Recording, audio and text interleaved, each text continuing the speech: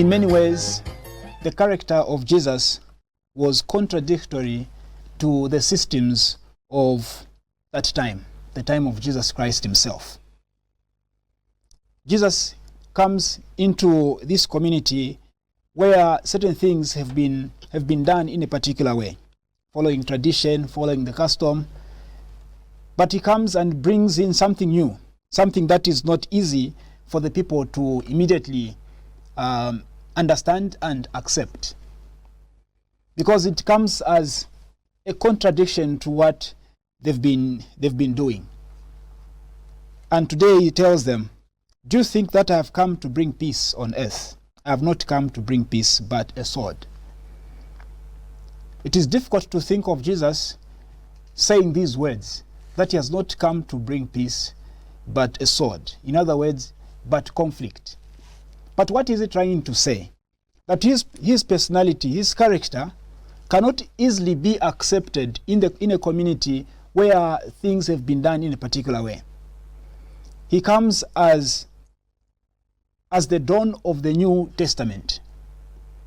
People are living in the Old Testament. They are still following those old customs and laws that were given to them by their forefathers. They are still following the law of Moses. And Jesus comes and brings in something new. He is indeed a contradiction to what they've been used to. So, with that background, we can understand why Jesus is using these words, that he has not come to bring peace, but conflict, but a sword. Because if you are going to be a contradiction to the customs, to the traditions, to what people have been doing, then certainly what you are bringing is not peace. It is conflict. It is misunderstanding. It is a sword. And this is what Jesus is exactly bringing to this community. In a way, he's trying to communicate something to us as well as Christians, that wherever we find ourselves, we should not be afraid of being a contradiction to the systems that we find there. We should not be afraid to being called names because we are trying to be the face of Jesus in that particular situation. You might go to a smoke-some community where you find that people are used to doing things in this particular way. And then you try to suggest a new way. You are a new person. You try to suggest a new way. But then the community there look at you and they think you are not bringing peace, but a sword. Maybe the treasurer has been keeping money under the bed. Whenever you pay, you give the treasurer money. Where do they put that money? They put it under the bed or under the pillow or in some box somewhere in the house. And then you try to suggest a new way of keeping that money, because certainly it is not safe to be keeping institutional money or group money in that manner. Why can't we open a bank account so that the money is safer there? Why can't we put in mobile money? Or you suggest a different way of keeping that money. Now, people in that community are used to keeping money in that way, so you become a contradiction. Sometimes we don't want to be called names, and so we end up just flowing with the current. We end up just doing what we have found people doing there. But then, does that help? Does that help ourselves, us, but also the community that we have joined there? Jesus is not afraid of being called names for bringing a New Testament within this Old Testament that people have been living.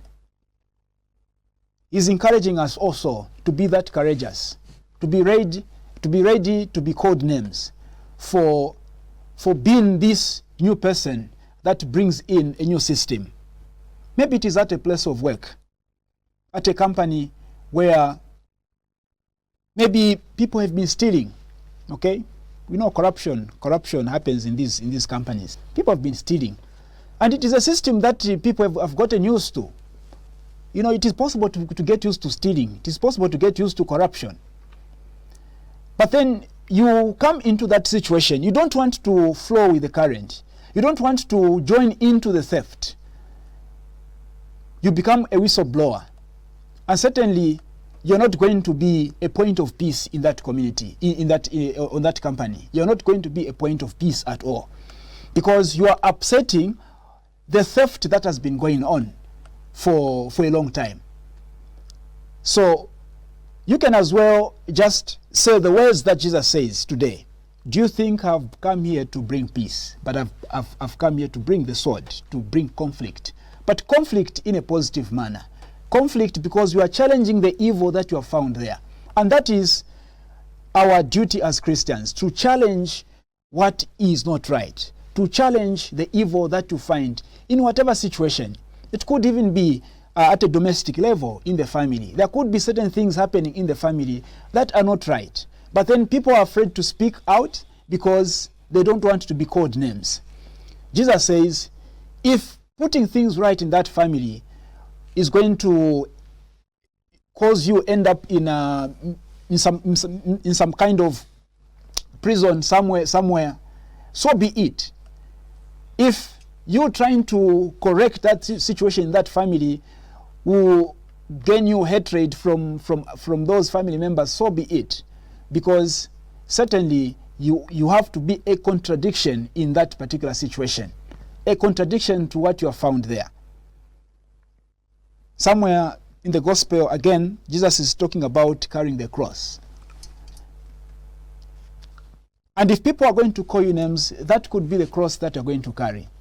And you have to be ready to carry it. If you're not ready to carry that cross, then it means that you are not worthy of Christ. You're not worthy of being a disciple of Christ himself. We pray for ourselves that we may all have courage.